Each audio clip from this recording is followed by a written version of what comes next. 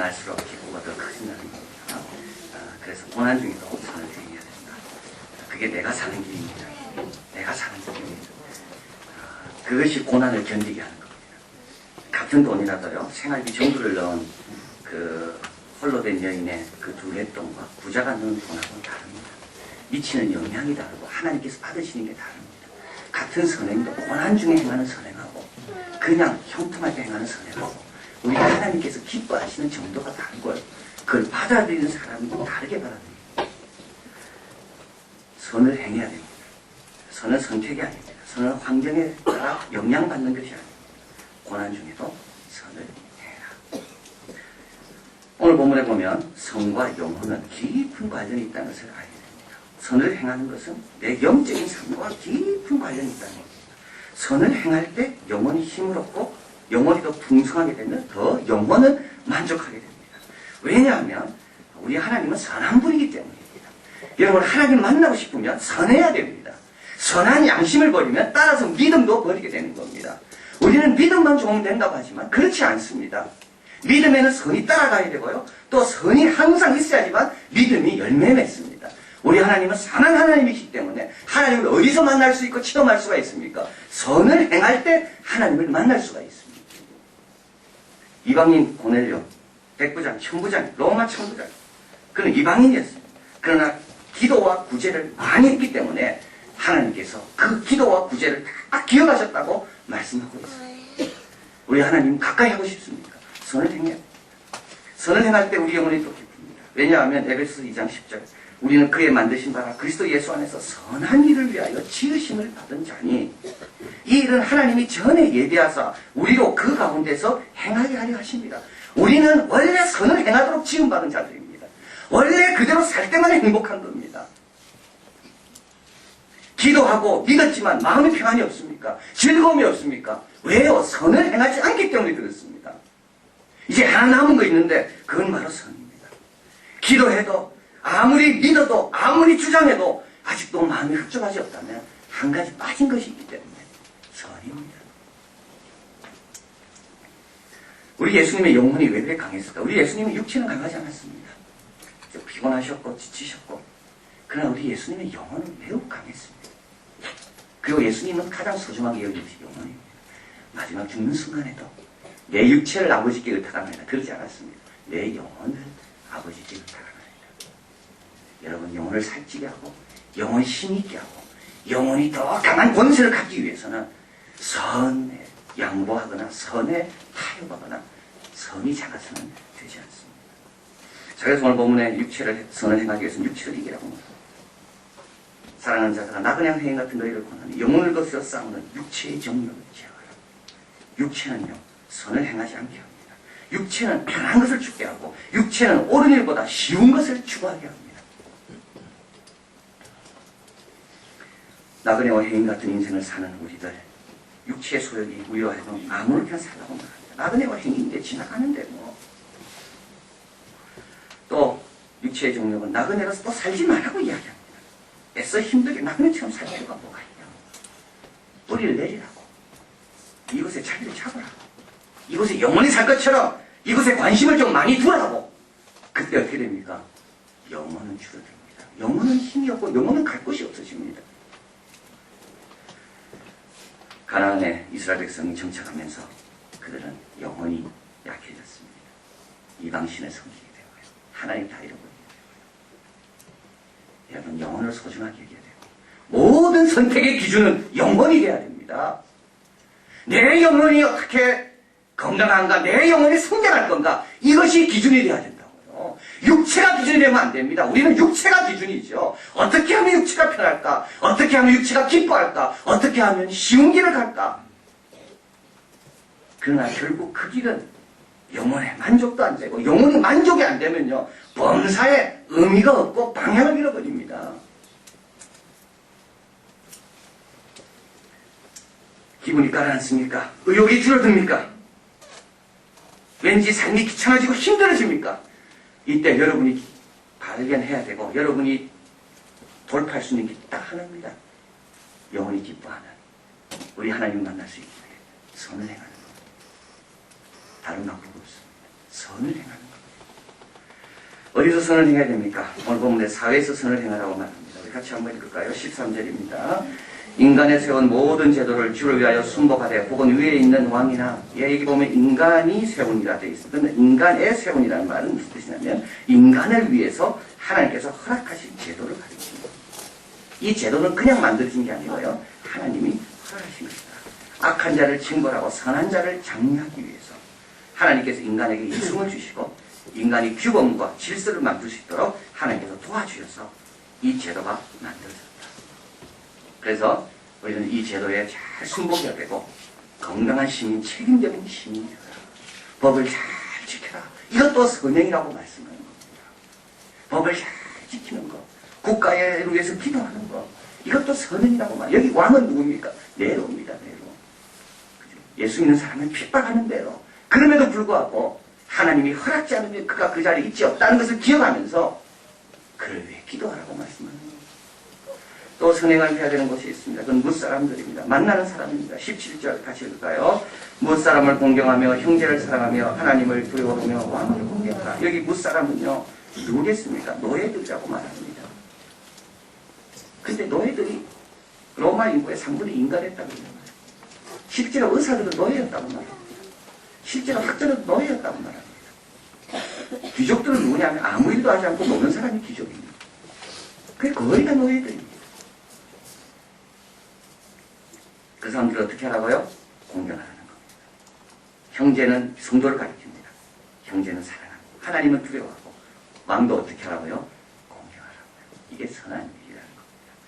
자, 그래서 건전한 시민으로 살아가고 또 같은 형제로서 동료들을 만날 때 잘해라. 그래야지만 오늘 본문에 말하고 있습니다. 15절 곧 선행으로 어리석은 사람들이 무식한 말을 막으시는 거예요. 그래서 기독교인에 대한 오해, 그들이 하나님에 대해서 갖고 있던 오해가 풀리게 되는데 그것은 바로 우리가 선을 행할 것이다. 그때라는 겁니다. 그래서 로마 사람들은 기독교인 향해서 항상 이렇게 비난했습니다. 아마 여러분도 이런 비난을 받을 겁니다. 일상과 구별되게 보이기 때문에 제국의 구조를 위협하는 사람이라고. 황제의 신성을 고백하지 않기 때문에 사악한 자라고. 시민 종교의 편입되기를 거부하기 때문에 공공의 적이라고.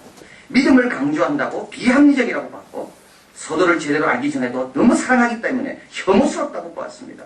서로 형제자매라고 부르기 때문에 난잡하다고 말하기도 했습니다. 이런 어리석은 자들의 무식에 대해서 주님께서 우리에게 한 가지 길을 제시하는데 그건 다행입니다. 초대교회는 선행을 정말 많이 행했습니다.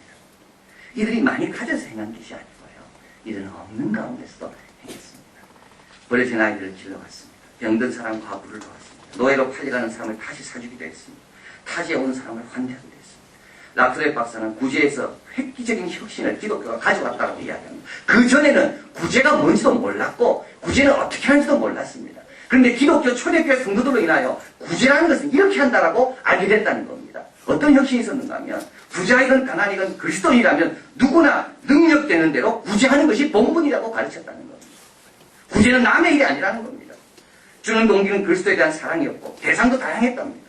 그리고 비그리스도인들에게도 나누어졌습니다. 이 구제의 폭이 기독교인과 그리스도, 비그리스도인까지 넘어섰다는 겁니다. 이게 획기적인 거라는 거죠. 그리고 심지어 자신의 적되었던 다른 중도 사람까지도 사랑했습니다. 다른 방법은 없습니다. 내 영혼이 살기 위해서는 선을 행해야 되고요.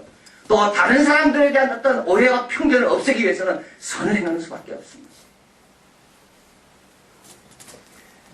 로마의 황제 줄리아는 그래서 이렇게 적고 있습니다. 유대인들은 이제껏 한 번도 우리에게 손을 내민 적이 없었는데 이 불경한 갈릴리 인사들, 갈릴리인들, 기독교인들이죠. 자신들뿐만 아니라 우리의 가난한 자들마저 돕고 있으니 이 얼마나 수치스러운 일인가.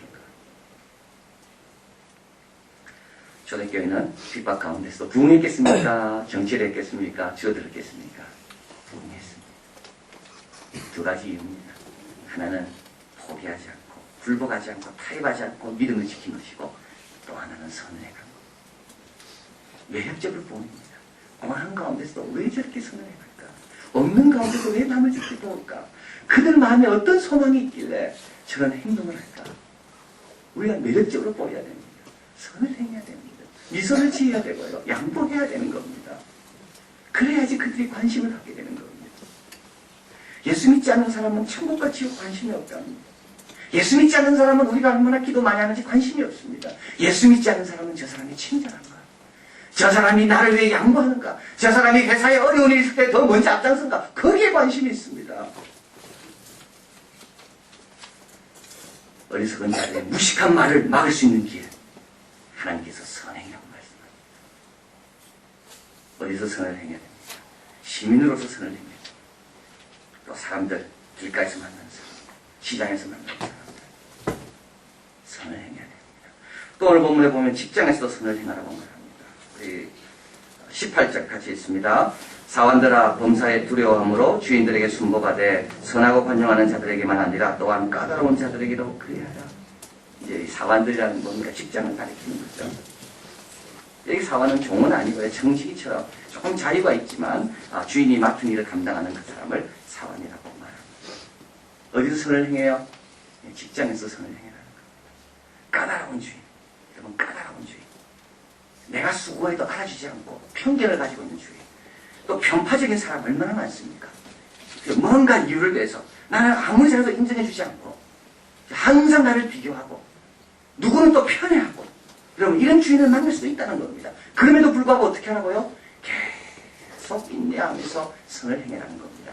여기서 여러분 엄청나게 중요한 걸 주님 말씀합니다. 선을 행하는 데 있어서 넘어야 될 산이 하나 있는데 그 산은 뭐냐 하면 정의라는 겁니다. 우리는 정의 때문에 선을 행하지 않습니다. 그렇죠. 잘해주면 잘해주는 것 같아. 잘 안 해주면 안 해주는 거고. 기독교인의 선은 정의의 차원을 넘어선 겁니다. 정의가 요구하는 것보다 더 해야지만이 사람들이 감동을 줄 수 있는 겁니다. 까다로운 주인이라 할지라도 더 열심히 사랑으로 보답할 때만이 감동이 되게 되고 하나님의 영광이 드러나게 되고 내 영혼이 산다는 겁니다. 예수님이 나오잖아요. 예수님은 욕을 받으실 때 대신 욕하지 않았습니다. 이게 정의의 차원이 아닙니다. 고난을 받으실 때 위협하지 않았습니다. 정의의 차원이 아닙니다. 여러분 이 새벽에 십자가를 놓고 기도할 때 이렇게 기도하십시오. 정의 수준 넘어 살게 해달라고. 그래야지 사람이 변화가 됩니다. 여러분 가론 유다, 유대인들 또 빌라도 모두요. 예수님을 저주받는 인간으로 만들려고 했습니다. 그렇죠. 비난, 고통, 아픔, 저주. 그래서 예수님을 저주받는 인간으로 만들려고 했어요.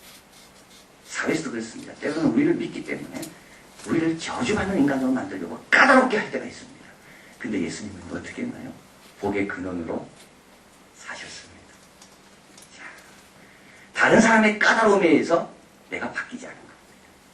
나는 오히려 복의 근원으로 그들을 위해 기도하고 그들을 위해 더 열심히 일하고. 이게 우리가 넘어야 될 선입니다. 다른 사람들은요, 나를 조롱하고 음모하고 나에게 나쁜 말을 할 때 내가 그에 희생되길 원합니다. 그러나 주님은 오히려 그것을 받아서 사랑으로 포장해서 돌려주라고. 그래야지 사회가 바뀌는 겁니다. 여러분 고용주가 좋아하는 스타일이 있습니다. 직장 가서 이렇게 해야 됩니다. 시간을 잘 활용하는 낭비하는 자를 주인은 절대 좋아하지 않습니다. 부지런해야 됩니다. 여러분 완벽하지는 못해도요. 부지런하면 좋아합니다. 고결해야 됩니다. 덕목을 지키는 정직, 신의, 신실함입니다. 권위를 존중하는 사람 좋아합니다. 에덴 동산 이후 무엇을 하라는 말을 듣는 것은 인간은 매우 힘들어합니다. 그러나 권위를 존중해야 됩니다. 결정에 동의하지 않을 수도 있습니다. 그러나 나름대로 의견이 있을 때 꼭 기억하십시오. 적절할 때 적절한 태도로 적절한 곳에서 적절한 사람에게 표현해야 됩니다. 자, 이거 너무 중요합니다.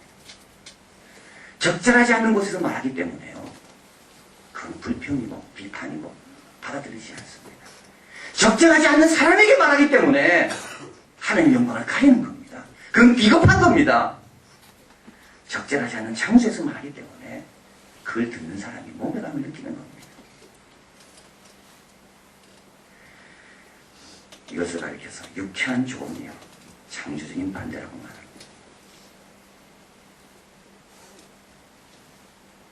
브라이언 트레이시는 말합니다. 남을 비난하거나 변명을 늘어놓서 능력은 떨어지고 나는 나약해지고 나는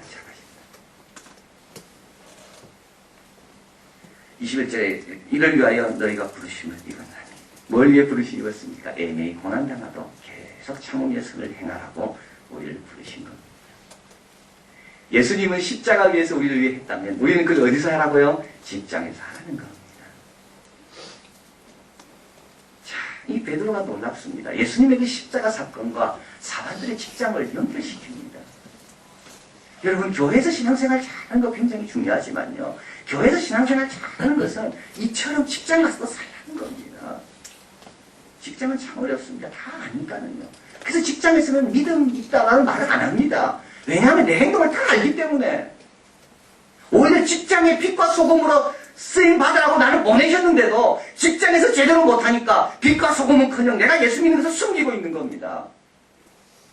어떻게 살라고요? 예수님이 십자가처럼 직장에서 살라고요. 욕을 받되 대신 욕하지 말고, 고난을 받되 위험하지 말고, 오히려 공의로 심판하는 자에게 다 부탁하며 친히 나무에 달려 몸으로 우리 죄를 담당하신 것처럼, 그가 채찍에 맞음으로 우리가 남을 입은 것처럼 복의 근원으로 쓰인다.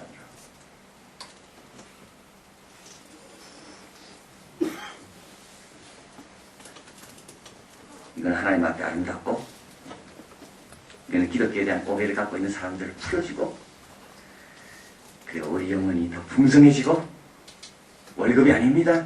직장의 위치가 아닙니다. 나의 선행입니다. 그리고 오늘 본문에 이야기하죠. 12절 너희가 이방인 중에 행실을 선하게 하죠. 너희를 악행하다고 비관한 자들로 하여금 선한 일을 공고하시는 날에 하나님께 영광을 돌리게 하려 합니다. 그들이 나중에 하나님께 영광을 돌리게 되는 그날을 경험하게 된다는 겁니다. 랜덤 액트 오브 카인드니스라는 운동이 있습니다. 여러분 아마 알고 있을 겁니다. 이 책 제목인데요, 이제 오프라 윈프리 쇼에서 이거를 이제 방영하죠. 이 운동이 번져나가고 있습니다. 랜덤 액트 오브 카인드니스. 이거는 누구에게나 친절하게 하자. 이겁니다.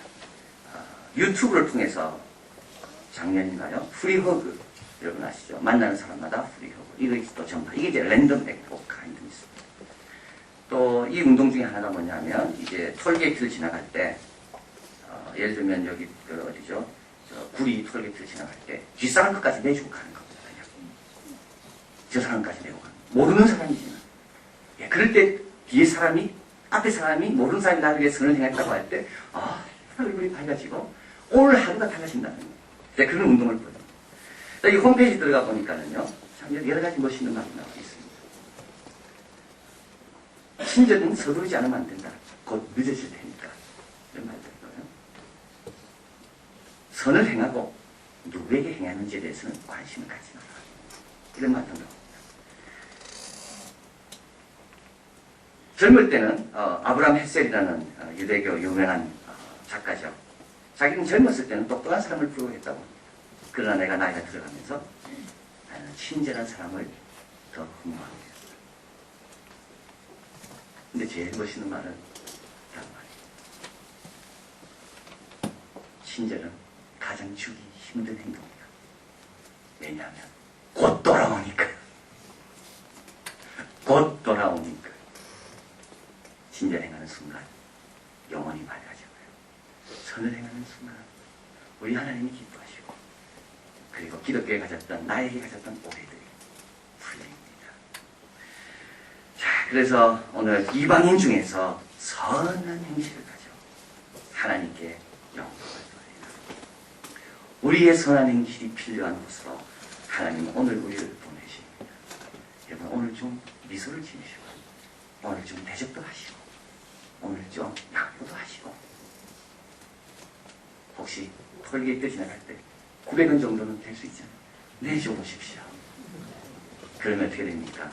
옥합을 깨뜨린 여인으로 인하여 향이 가득했던 그 집처럼 우리가 가는 곳마다 아름다운 향이 가득하게 될 것입니다. 기도하겠습니다.